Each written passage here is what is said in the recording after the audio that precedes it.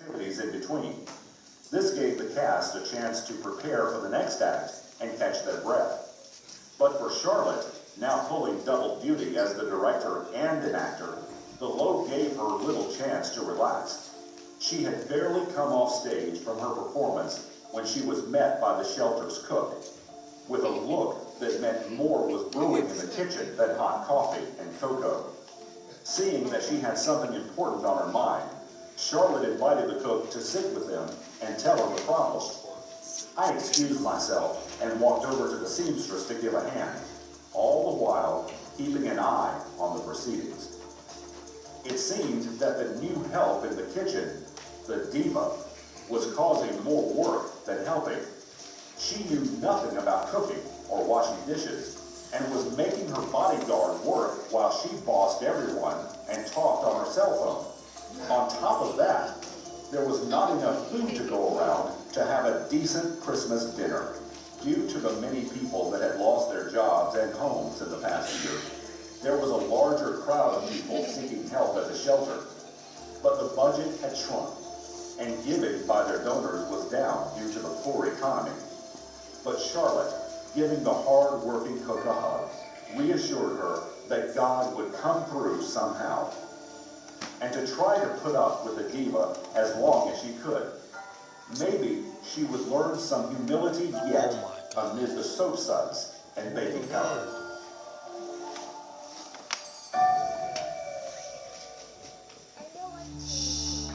Do you see that poor old fellow over there in the shadows, wanting to approach?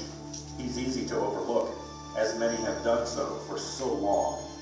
His name is Jonathan Ayers, but to the few that know him at the shelter, he is simply Old Johnny. Life has been one failure and disappointment after another for him, and a series of self-destructive choices and patterns in his life led to the loss of a family, career, and self-respect. He recently came to the shelter for help, and soon after he began pitching in to lend a hand. When the parts for the Christmas play were being cast, he wanted to be involved, as acting had been a secret dream he had harbored all of his life. Not one to deny a chance to live out a dream, Charlotte gave him the part of Simeon in the story. During the rehearsals, he had done fine, but now, looking out at the crowd, he recognized some faces of people that knew him and the life he had lived. Feelings of unworthiness and guilt had overcome him, and he was ashamed to go out in front of them and act spiritual in the biblical part of a godly man. Leading him to the edge of the stage, Charlotte pulled back the curtain a little so they could peek out at the crowd. "Do you see those people?" she asked. "Seeing you serving the Lord and blessing others, overcoming your past, is inspiring to them. If the Lord can save and use someone that has been in the same situation they have, and worse, then it gives them hope."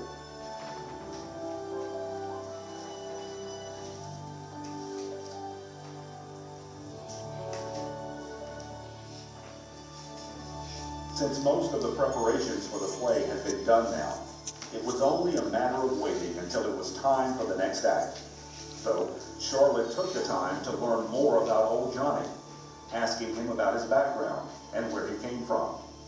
He explained that this was actually his hometown, to which he recently returned. His wandering had taken him to many cities over the decades, but his excesses had caused a disease that was now taking his life, and he had wanted to come home before dying. Saddened by this news, Charlotte wondered if he had any family, and he told her that he did, but left them many years ago. She asked about children who might be able to take him in and take care of him, and he told her that he had a daughter, but he doubted she wanted anything to do with him. Charlotte told Old Johnny that he should contact his daughter and let her know he is alive, and leave that decision up to her. Charlotte's advice was not to let doubt and fears keep him from a possible reconciliation. Taking out a beaten-up old wallet, he flipped through several old photos until he came to one that made his eyes light up.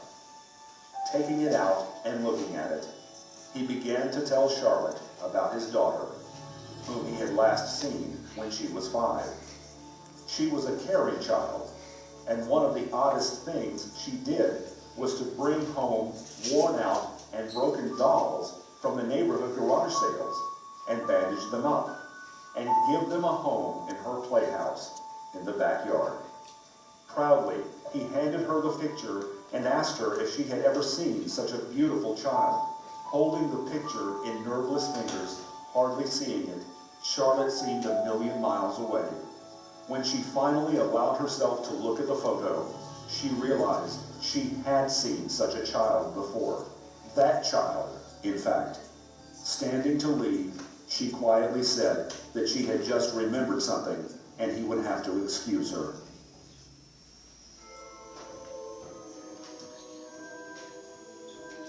I asked her what was wrong, commenting that she looked as if she had just seen a ghost.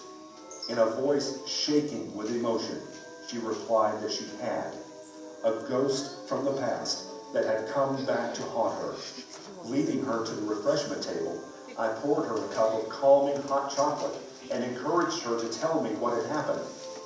Her eyes looking back through the years, she explained that she had just found that their guest, Old Johnny, as he was known to all, was her father, who left when she was just a small child. I replied that this should be a happy occasion, but that only made her upset as she revealed that she had always resented him for not being there.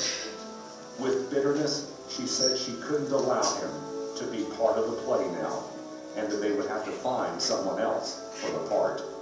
I told her that I had overheard some wise words given in advice once, to the effect that we should not let doubts and fears keep us from a possible reconciliation.